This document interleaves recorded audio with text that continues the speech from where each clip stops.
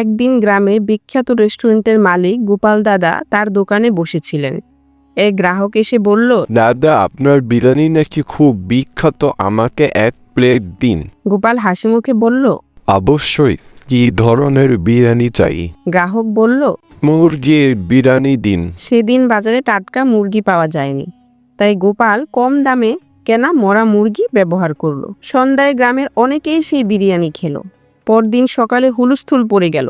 গ্রামের কয়েকজন গুরুতর অসুস্থ হয়ে পড়েছে। সবাইকে হাসপাতালে নিতে হলো। ডাক্তার পরীক্ষা করে বলল, এরা খাদ্যের বিষক্রিয়ার শিকার হয়েছে। এরা কি খেয়েছে?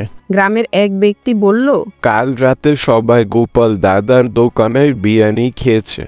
ডাক্তার বলল, বিরিয়ানিতে কিছু একটা ছিল যা খাওয়ার উপযুক্ত ছিল না। এ কথা শুনে গ্রামের মানুষ রেগে গেল। সবাই মিলে গোপাল দাদার দোকানে গেল। তারা দেখলো সে এখনো সেই মরা মুরগি দিয়ে রান্না করছে। গ্রামবাসীরা চিৎকার করে বলল, তুমি আমাদের জীবন নিয়ে খেলছো, এটা অন্যায়। পুলিশ এসে গোপাল দাদাকে গ্রেপ্তার করলো। দোকানটি বন্ধ করে দেওয়া হলো। এই ঘটনার পর সবাই বুঝলো যে খাবারের মান নিয়ে আপোষ করা কখনোই উচিত নয়। সৎ ব্যবসা এবং মানুষের সুস্বাস্থ্যই সবচেয়ে গুরুত্বপূর্ণ।